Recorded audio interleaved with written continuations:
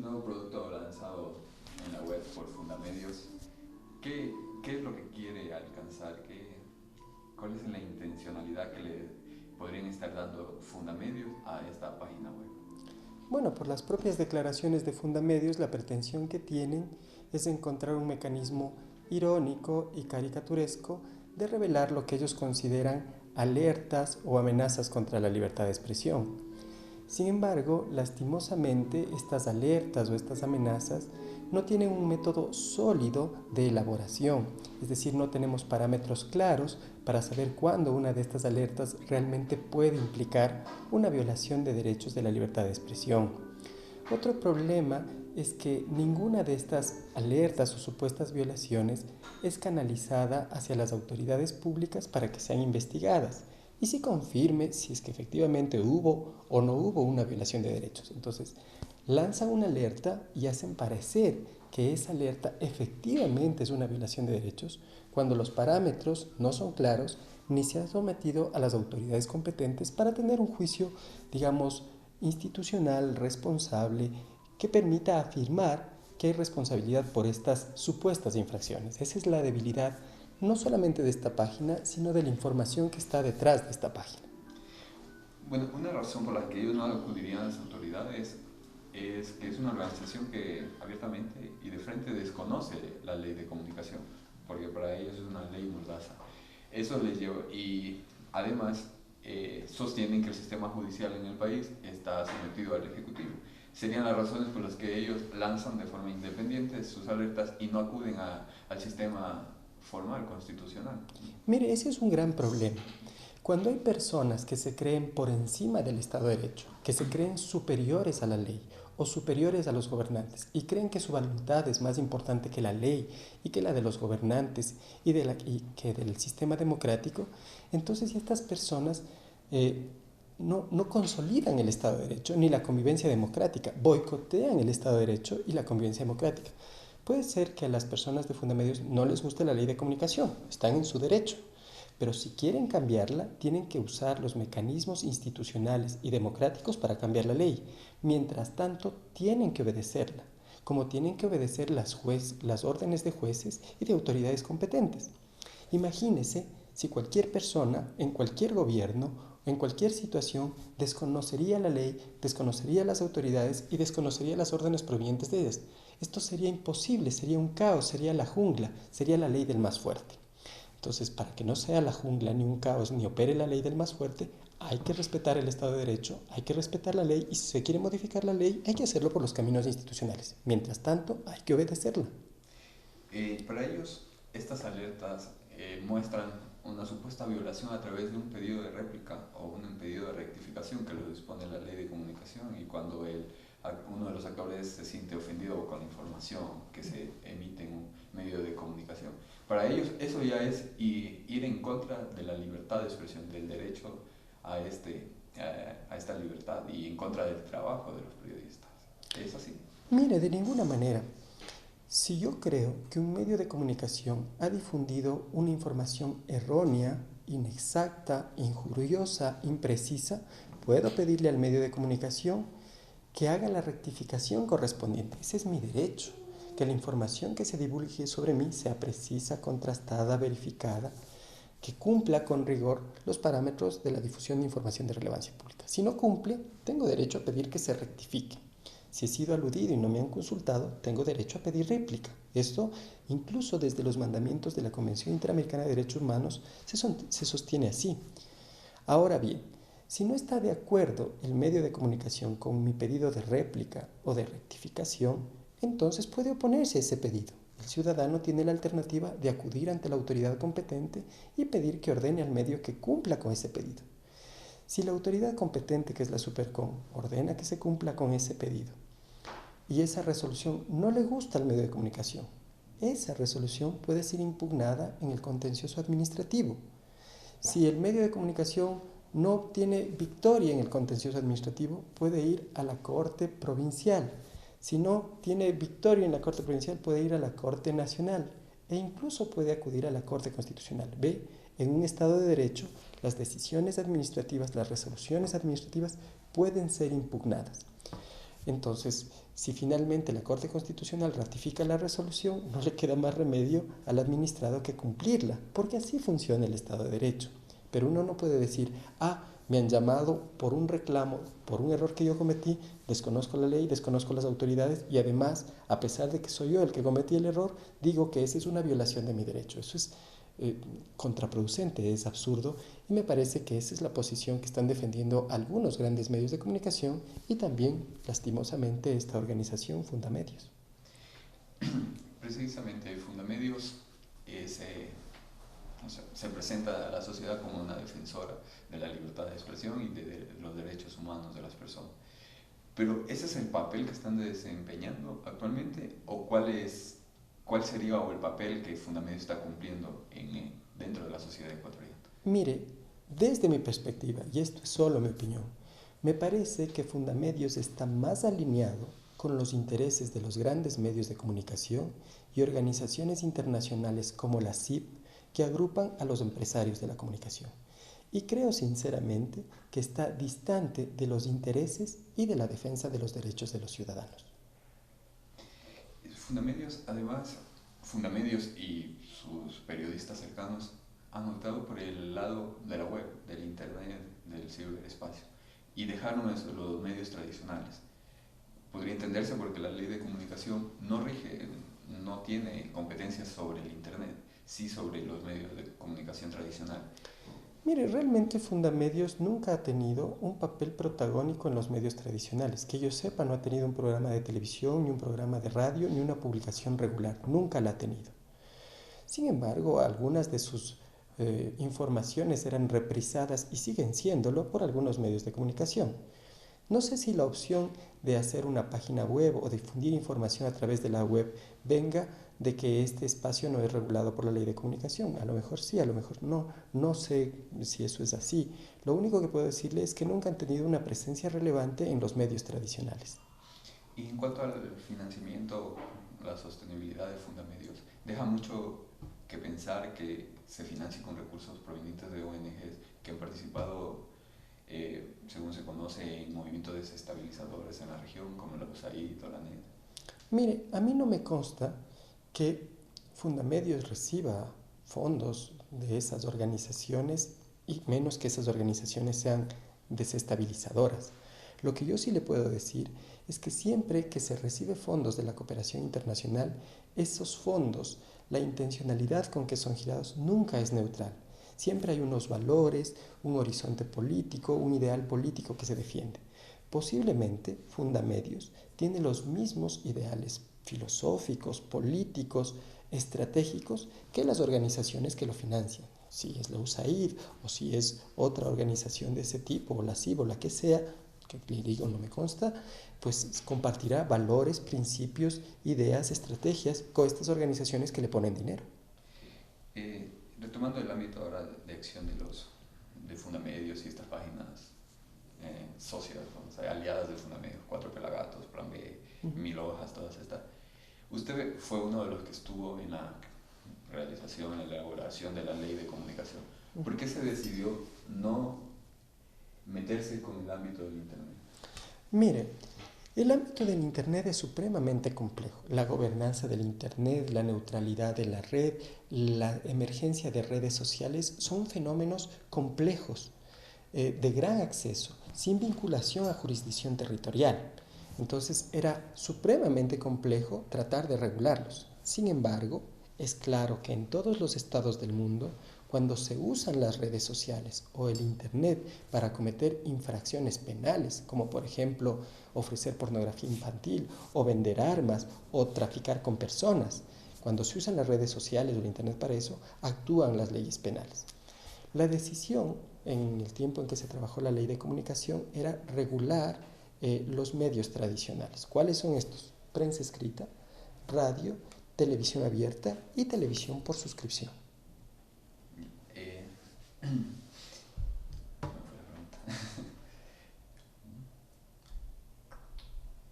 me fue. Bueno, y Fundamedios, bueno, precisamente uno de los casos que me presentan en esta página son las denuncias que ha hecho el alcalde de Loja o el mismo exministro Carrasco en contra de los tuiteros. De los dos se conocía la identidad, pero a ellos se les aplicó una sanción penal por injurias en contra de los dos funcionarios. A criterio Fundamedios, esto ya es intentar regular también las redes sociales. Son dos campos de acción totalmente diferentes. Absolutamente distintos. Mire, la ley de comunicación, como le cuento, no regula redes sociales, no regula blogs, no regula páginas institucionales, no regula comunicaciones a través del Internet. Entonces, si estas comunicaciones que usted ha narrado, por ejemplo, estos mensajes de Twitter, se comete un delito a través de ellos, no es ni la superintendencia ni la ley de comunicación las competentes para tratar el asunto. El asunto es un asunto penal y se tramita a través de la Fiscalía y la Administración de Justicia Ordinaria. Esa no regulación de estos espacios puede ser un pretexto para ofender, insultar, denunciar cosas sin fundamentos. Mire, no. Incluso las redes sociales, como Facebook, por ejemplo, e incluso Instagram, recientemente en enero me parece, sí, del año pasado y febrero del año pasado, lanzaron una autorregulación muy parecida a la ley de comunicación. No se permite la circulación de mensajes violentos, ni discriminatorios, ni persecución de grupos específicos por razones étnicas, por razones de opción sexual, por razones de salud. No se permiten mensajes de violencia que impliquen incluso causarse autónomamente, autocausarse de dolor, porque hay muchos niños y adolescentes que tienen una cultura del dolor que se estaba diseminando a través de las redes sociales. No se permiten imágenes de sexo explícito, salvo que tengan alguna finalidad educativa.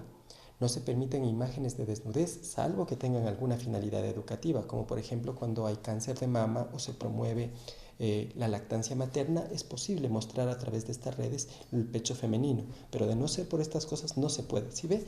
Aún las redes sociales están definiendo límites para la cantidad de mensajes, más que la cantidad, para la calidad de mensajes que se pueden difundir a través de las redes sociales. Entonces también los propios organizadores de las redes sociales saben que deben limitar los contenidos cuando estos contenidos pueden ser contrarios a los derechos de otras personas o sirven para promover actos ilegales o violentos. Yo creo que en eso la ley de comunicación se adelantó a Facebook y a Instagram 2 años. Ahora bien, esa autorregulación no tiene sanción más que separar al que tiene la cuenta de Facebook. Entonces se bloquea la cuenta. A veces se empieza por bloquear el mensaje, pero también se puede bloquear la cuenta si hay reiteración de este tipo de mensajes. Grandes empresas como Facebook, Instagram, inclusive Twitter, me parece, lo aplican, pero en Ecuador los administradores de estos blogs o páginas web no lo hacen, no se autorregulan. Así es, no se autorregula. Mire, la verdad es que es muy difícil regularlos, por razones de jurisdicción básicamente. Un blog se puede alimentar y crear desde cualquier parte del mundo. Y la jurisdicción del Ecuador se agota en el territorio nacional y en los lugares extraterritoriales que por mandato de la ley se tiene competencia y jurisdicción, como las naves aéreas, las naves marítimas o las embajadas. Pero en el otro territorio del mundo no tenemos jurisdicción. Entonces, como un blog se puede alimentar desde cualquier parte, es muy difícil ejercer jurisdicción sobre un blog. Es algo que está en ese mundo virtual por fuera de la jurisdicción territorial del Ecuador. Eso es una dificultad técnica. Sin embargo, si las consecuencias de los actos realizados a través de estas redes sociales implicarían infracciones penales, entonces, y son localizables los infractores, entonces, aunque sean cometidas por la red, pues si las consecuencias jurídicas se producen en el país, hay posibilidad de procesarlos penalmente. Pero en el ámbito administrativo, que es el ámbito de la ley de la comunicación, no sucede así. Los blogs y las páginas institucionales están por fuera del ámbito de control de la Supercom y de la ley de comunicación. ¿Ha existido un retroceso en la libertad de expresión en el país, como lo sostienen estos organismos y periodistas? Verá, los periodistas y empresarios de la comunicación y estas ONGs que están de acuerdo con la versión liberal de la libertad de expresión, esa que es: no pregunte quién produce la información, no pregunte a quién le beneficia, no pregunte si es de calidad o no es de calidad, no pregunte por dónde circula, no pregunte nada, solo déjela circular. Para los que creen en esa versión ultraliberal de la libertad de expresión, claro que hay una disminución porque ahora hacemos todas esas preguntas. Pero para los que creen en una versión social y democrática de los derechos de la comunicación, ha habido una enorme consolidación de la libertad de expresión. Hay más responsabilidad en la producción de contenidos, hay regulación de franjas horarias, están saliendo del aire contenidos discriminatorios, están ateniéndose a las franjas horarias la distribución de contenidos violentos, es decir, estamos limpiando la pantalla, la radio, la misma prensa escrita de contenidos que pueden afectar el desarrollo de niños, niñas y adolescentes por el simple hecho de que no están desarrollados todavía para recibirlos y procesarlos adecuadamente. Estas cosas están cambiando. La cantidad de contenidos discriminatorios que teníamos antes de la ley de comunicación era infame y esto se ha disminuido. Ahora las organizaciones sociales, también los ciudadanos, también los periodistas pueden y de hecho han hecho uso de la ley de comunicación. Yo no sé si se ha difundido mucho, pero por ejemplo hubo un pedido de rectificación, por parte de Coavisa Ecuador TV, que operó.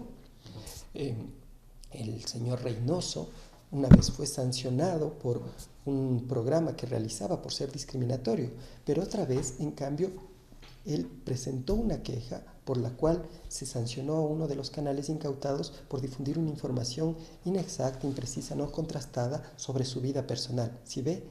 Esta dinámica hace que los grupos sociales, las instituciones, las personas, los periodistas, los actores usen la ley de comunicación para defender sus derechos. Y en unos casos les toca estar en un lado de la balanza y otras veces en el otro. Esto muestra que la ley es efectiva. Pero personas como Fundamedios, personas o organizaciones como Fundamedios, que tienen esa otra versión, esa versión ultraliberal, se niegan a ver estos avances. Desde mi perspectiva, la gran mayoría de ciudadanos y organizaciones en el Ecuador reconocen que ha habido una profundización y una ampliación de la libertad de expresión. Desde la versión ultraliberal en la que se acuñan algunos opositores políticos al gobierno, estos grandes medios de comunicación y estas ONGs de influencia ultraliberal, para ellos ha habido retroceso, para los demás ha habido avance y consolidación. Este proceso de regular franjas horarias, contenido, lenguaje y demás aspectos ha sido llamado de forma despectiva como quererse convertir en una policía del mal y del bien. La autoridad es el que decide qué lenguaje es el adecuado y qué lenguaje excedió lo permitido en ese horario, o qué contenido es ofensivo o no. ¿Esa es la intención que...? Para nada, mire usted el artículo 71 de la Ley de Comunicación y ahí se describe cuáles son las obligaciones comunes a todos los medios de comunicación. Promover y respetar los derechos humanos, dice la primera obligación. Y eso significa que todos los lenguajes, el oral, el escrito, el de imágenes, tiene que ser un lenguaje compatible con el respeto de los derechos humanos. No es que en unos casos es bueno y en otros casos es malo, es que todos los lenguajes tienen que ser compatibles con los derechos humanos para poder ser lenguajes de difusión masiva en los medios de comunicación. Ahí se dice también, en ese mismo artículo 71, que hay que crear audiencias críticas, es decir, audiencias que se pregunten de dónde viene, por qué se hace, para qué sirve cada información que reciben, que se pregunten sobre la calidad de la información que están recibiendo, si ha sido oportunamente contrastada, verificada, si es precisa, que critique las posiciones de los medios de comunicación, que lo haga con altura, no es que les descalifique, pero que tenga conciencia crítica de dónde y qué está recibiendo por información de relevancia pública. En ese mismo artículo 71 se dice que uno de los mayores deberes de la prensa y de los medios de comunicación es vigilar y denunciar cualquier abuso o uso arbitrario de los poderes públicos, pero también de los poderes privados.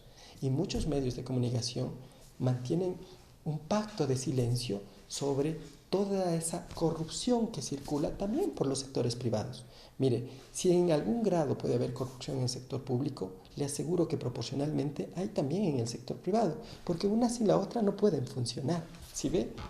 En ese mismo espacio, el artículo 71, se habla de la obligación de los medios de comunicación de promover la integración cultural, interétnica, económica y social del país para ganar una identidad que nos consolide y nos proyecte hacia el futuro. Para eso son cruciales los medios de comunicación. Ahí también se habla de las responsabilidades de educar. Ahora bien, educar, integrar, promover audiencias críticas, lastimosamente no es rentable. ¿Qué es rentable? El entretenimiento. Y muchas veces el entretenimiento de mala calidad, que apela a lo más grotesco de nuestra naturaleza. No creo que en nombre de la libertad de expresión promovamos la creación de entretenimiento que violente derechos y apele a lo más grotesco de nuestra naturaleza. Cada vez tenemos que tener, sí, entretenimiento, pero de mejor calidad.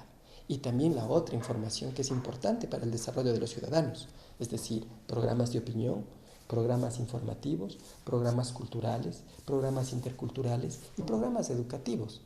Entretenimiento de buena calidad y esta programación. Tal vez pedirle esto a los medios de comunicación que estaban acostumbrados a vivir del entretenimiento es lo que más les duele. Porque no se trata de una cuestión de defender libertades, se trata de una cuestión de dinero. El entretenimiento barato daba grandes ganancias. El entretenimiento de calidad a lo mejor no de tantas grandes ganancias, y por otra parte se les pide que hagan un esfuerzo por hacer otro tipo de programación en lo informativo, en la opinión, en lo educativo, que esos contenidos llenen la programación y también las páginas impresas de los medios. Creo que en realidad el fondo del asunto está por ahí. Es una disputa entre el rating y los derechos, entre el dinero y los derechos. Ok.